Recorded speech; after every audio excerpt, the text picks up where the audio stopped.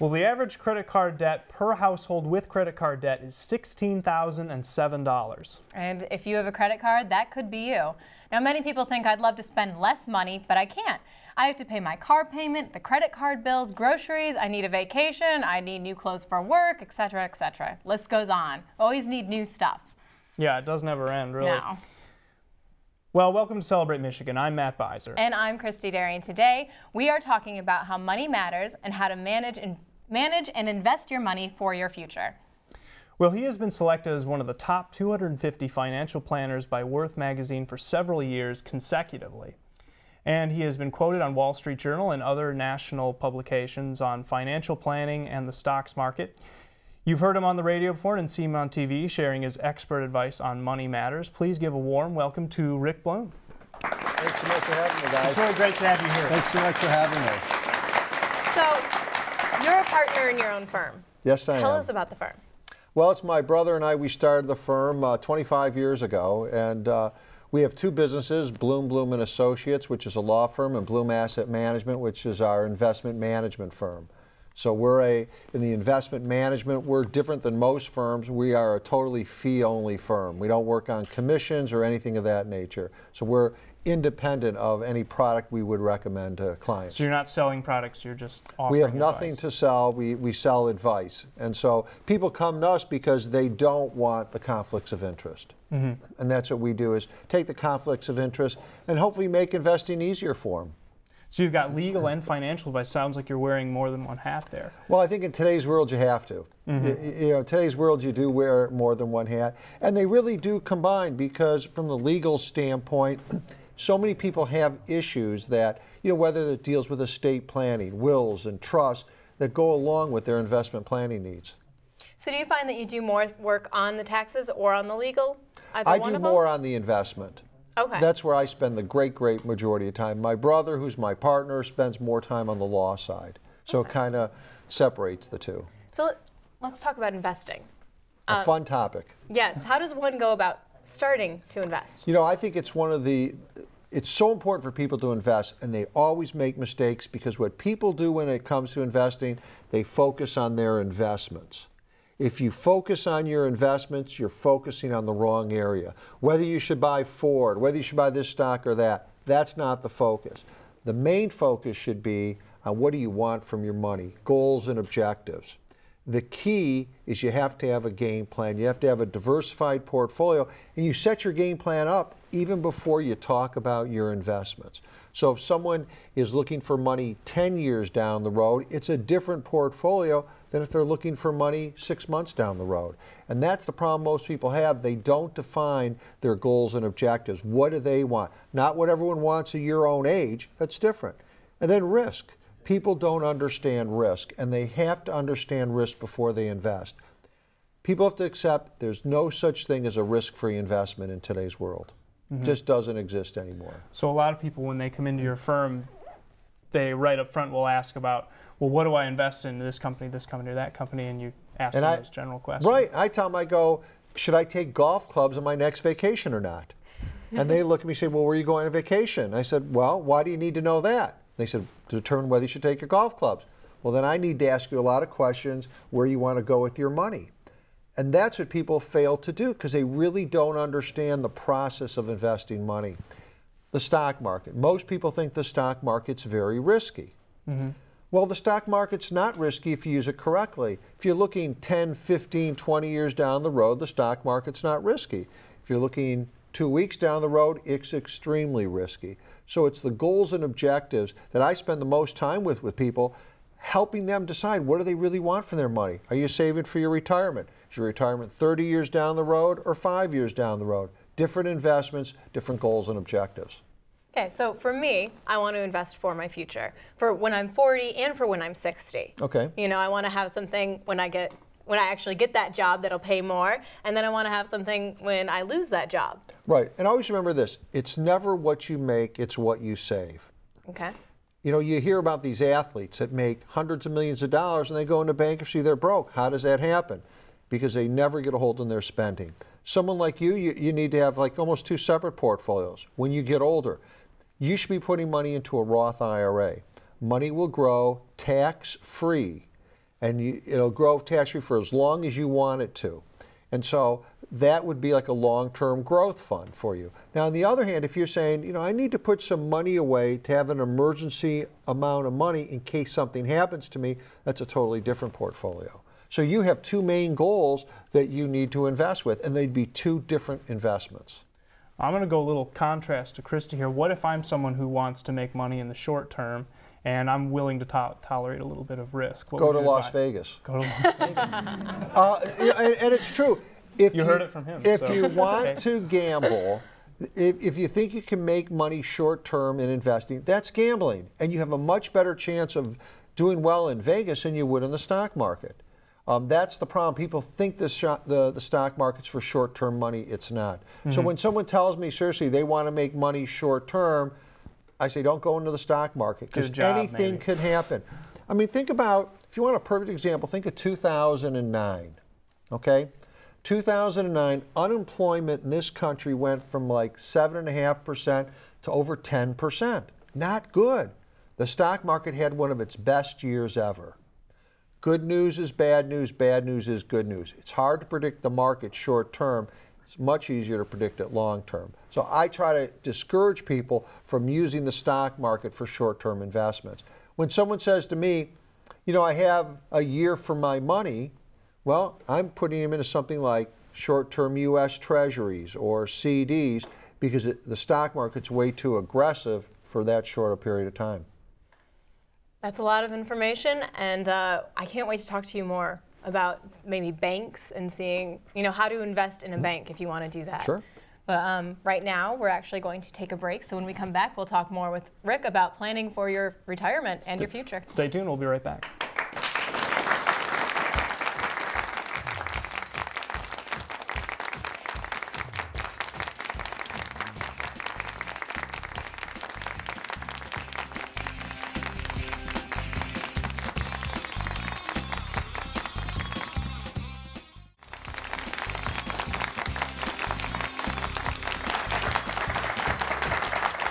Welcome back to Celebrate Michigan. We are talking with Rick Bloom, who has served as a host of the popular Rick Bloom Show on the radio and was also the host of Money Talk Radio Show for 16 years. So not only do you have this financial firm going on where you're offering people legal and financial advice, but you also had this radio show and your column in the paper. And I imagine you get a lot of people writing in, asking questions from this area. What are people asking you about the most? Well, right now it's funny. A lot of people are asking about real estate questions. Is now the time to buy real estate because real estate prices are so depressed? So people are wondering whether they should go buy real estate. And what do you say about that? Well, I'm always a big believer that I don't think anyone should do what's good for everyone else. They should do what's good for their own individual situation. So if someone tells me that they want to have a place that they're going to live in for the next 5 to 10 years, I think it's a great time to buy. On the other hand, if they were going to live in a place for 3 years, I would tell them I wouldn't buy. I think that we're still going to have some difficulty in real estate, especially here in Southeast Michigan. So I think, you know, I want people to start thinking what's good for them individually. You know, we used to live in a society where, you know, everyone did everything the same. I don't know anyone the same anymore. You know, you see some 65-year-olds that stay home and watch TV all day. The other 65-year-olds are running marathons. You know, you see some 65-year-olds that are traveling the world. Others just stay home all day. So it's really individual situations, but I get a lot of questions these days about real estate. Okay, other than real estate and the market, what are other things happening in Michigan in this area right now that people are really talking about? Well, I think that, you know, when you look at Michigan, obviously people are having difficulty. We've been the #1 economy that's been hurt around the country. So I think that what people are worried about is they're not covering their bills and their cash flow is running into difficulty. And that's why where I encourage people is everyone ought to do a cash flow statement, a listing of where your money comes in and where is it going, so you can get a handle of your expenses. And once you know what your expenses are, then you could start working on them to start lowering them. You get a lot of questions from people that they can't cover their cash flow, and what should they do? Also, like with charge cards, as an example, like what should they do when they have high interest rate charge cards? Well, one of the things that I tell people to do, it's real simple. You can call your charge card company and get them to lower your interest rate. Sometimes by just one call, you could lower it. I just did this with someone. They went from 18.5% to 5%. That's just by calling. Just by calling them. And that's things that people need to be proactive to start saving money on a monthly basis. Now, I have a friend who recently took her kids to the bank and said, you know, when she was younger, that's what she did. You put money in the bank, and then when you come out, then it's a safe place to put it. But when her kids went to go take the money out, they actually owed the bank money. Fees, bank fees. You know, when I was growing up, you never heard of a word about bank fees. Banks never charge. Today, I'm telling you, you can't keep up with all the bank fees. So people have to be extremely careful about that. I recommend a site, one called like bankrate.com. It allows you to go on a website and check out all sorts of different fees from banks. And then, I'm glad you brought that up. People need to be proactive in anything that they do in the financial world. Make sure they're using the right bank. It's not the right bank for me, it's the right bank for you and your individual situation. I also think a lot of people ought to be checking out credit unions. Credit unions are incredible on how much money they could save people in hidden fees. And particularly if you go to borrow money, credit unions are more affordable than our commercial banks. Won't they also give you more favorable interest rates? More favorable interest rates, but also sometimes you don't have to sell your soul to get money. Well, that's a good thing. Yeah. Yeah. And also what I would also tell your friend, I'm a big believer that one thing every parent needs to do is help their kids save for college. There's no better investment than I could tell anyone than a good college education. And we have in Michigan what's called the Michigan Education Savings Plan. It is a great plan. It's probably one of the best in the country, and it only takes $25 to start. So someone can put $25 of money grows tax-free, and they have money growing for a college savings program. That's what I would encourage parents to help. If their kids have some money to put it away, use the Michigan Education Savings Plan, get them saving for their college education. I think my lucky stars I had one. Well, I tell you, I think it's a great thing for parents if they could, and grandparents, as opposed to giving holiday presents, open up a 529 plan, a Michigan Education Savings Plan, and let that money grow tax-free for their college. Now, you mentioned to me a Roth IRA. How young can somebody start that? You could start a Roth IRA as long as you're working. You have to have what we call earned income, income from your labor. So let's say you had a 15-year-old kid, and they're working at their parents', their parents' business, and the parent puts them on the payroll, gives them a W-2. They're eligible for a Roth IRA. So a lot of parents, you tell them, that have small businesses, put your kid on the payroll for a few $1,000s and put that money into a Roth IRA so it grows tax-free. Now, can you put in as more than you make? No, you can't put in more, and there are all sorts of caps, and if you make certain amounts, you can't go into it. But for most people, they can put money into a Roth. It is a great way to save. I'm a big believer that the day you start working is the day you have to start saving for your retirement.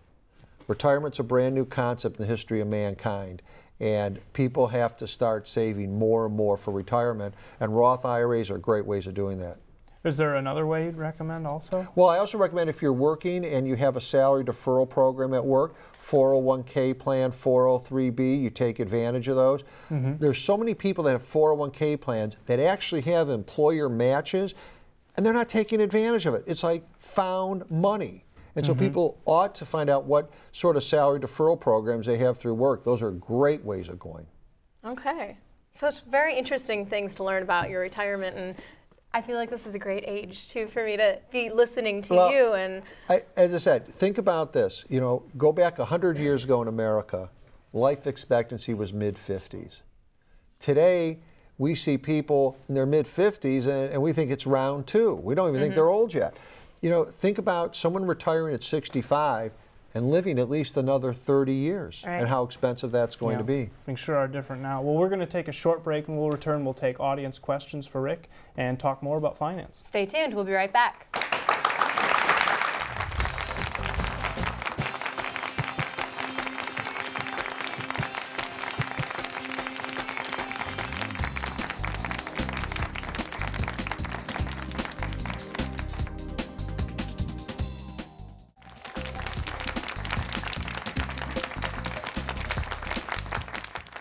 Welcome back to Celebrate Michigan. I'm Christy Derry, and we have with us today Rick Bloom, who is a finance expert. So, Rick, how have money problems changed over the years? I think one of the big changes has been retirement. that so many people never really worried about retirement. They worked at the auto companies. They figured they retire at 65. They get their pension. They'll be dead at 70, no problem. And nowadays, you have people 70 we don't think is old anymore. So people are living a lot longer. And I think that's been one of the biggest problems, is people later in life running out of money and not having opportunities to go get part-time jobs and things of that nature. And the other one, I think, is college. Is the cost of college has gone up faster than anything in our society other than health care.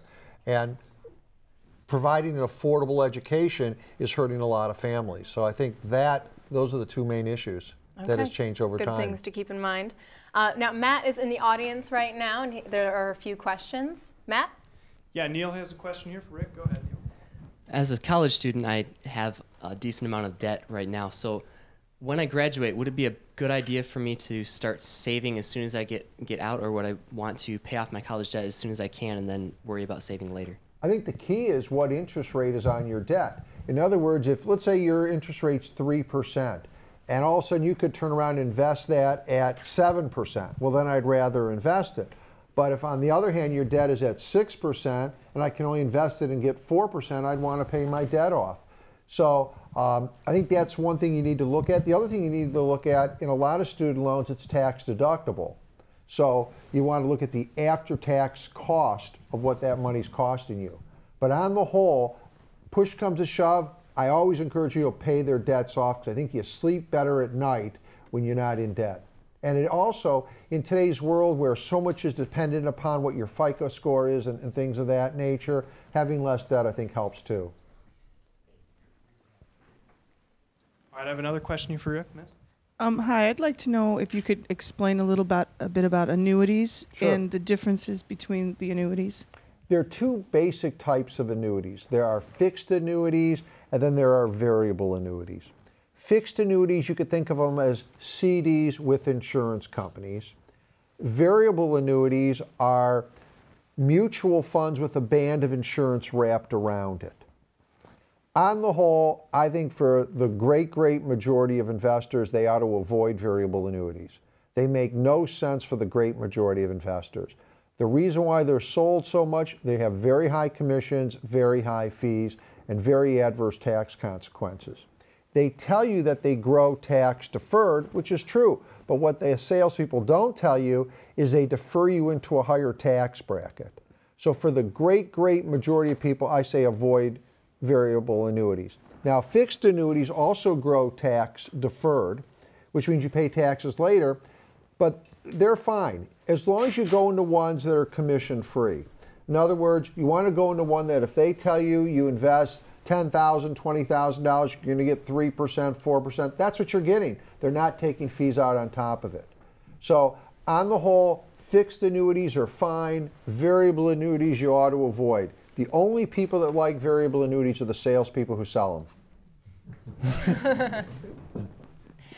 Okay, so Rick, now your firm also works with small businesses. So what are some of the legal and tax aspects of starting your own business? Well, I think the number one thing in starting a small business is what sort of entity you're going to be. Are you going to be a corporation? Are you going to be a subchapter S corporation? Are you going to be a limited liability company? Are you going to be a sole proprietorship?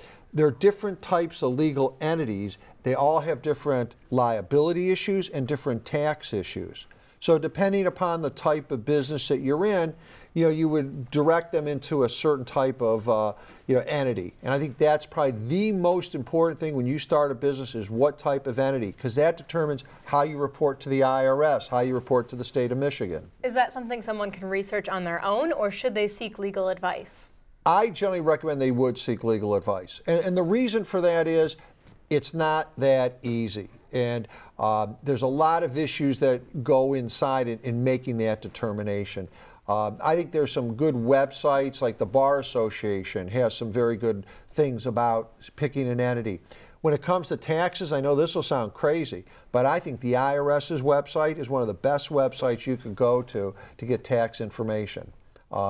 It's funny because I would tell people never call the IRS for advice because you'll get the wrong answer more than you will the right answer. But their website, irs.gov, is a great place. A lot of stuff for small businesses. So you talked about giving new businesses legal advice. Do you offer them financial advice also? Sure, because one of the things that you want to talk about with a new business is, are they going to set up some sort of salary deferral program for their employees? Are they going to set up something for their retirement? You know, when you have a small business, whether it's something like a SEP, a simple plan, those are all different ways to save for your retirement. And you want to, what I always try to do is encourage the owner of the business to say, look, you got to think about your retirement. And it's the last thing people want to think about, because I'll worry about that 20 years down the road. And the problem is, if you worry about it 20 years down the road, you're going to be the greeter at Myers. And that's the problem. Yikes. And nothing wrong with that. I love Myers, but you know, Sure. you don't want to be 80 years old and have to work. So I think that one of the things a small business has to determine is that they can't afford to put money away for their future. Mm-hmm. And what is the most difficult part of your job? By far, the most difficult part of my job is telling someone they can't afford to retire when they want to. Dealing with a man maybe that has worked for 40 years, and you have to tell him, no, you can't afford to retire. You can't maintain your lifestyle. And that's difficult. And the reason it happens is because people never thought they would live as long as they did, and that it would cost them as much to live. The general rule used to be that when you retire, you can live on about 2/3 or 60% of what you did before. Well, that's not true anymore. That's old way. That's before 8 tracks. You know, this is a new world that we live in. I mean, you walk around. Do you see seniors without cell phones? You see them. You know, they have everything everyone else has, and those costs are always going up. I preach to people today that you need a rising income the rest of your life, and that's where you run the problem. People didn't factor that in, so it's dealing with people that can't afford to retire. The rising cost of living and everything else, is that pattern? I mean, it's got to keep going, right? It will keep going. People like to think that it's inflation. Inflation's a government term. You know, they play games with it. Look at your inflation and my inflation. Is your cable TV bill more expensive this year than last year? Is your cell phone bill? The things that we spend money on every month is always going up. So that's what you have to factor in. Well, this has been an absolutely wonderful show. I've learned so much. And if you'd like to find out more information about Rick Bloom, check out his website at www.bloomassetmanagement.com. And thank you so much for joining us. Well, thanks so much. It's a real privilege you. to be here, guys. Thank you so much for having me. And thank you for tuning into our show where we celebrate Michigan together. We'll see you next time. I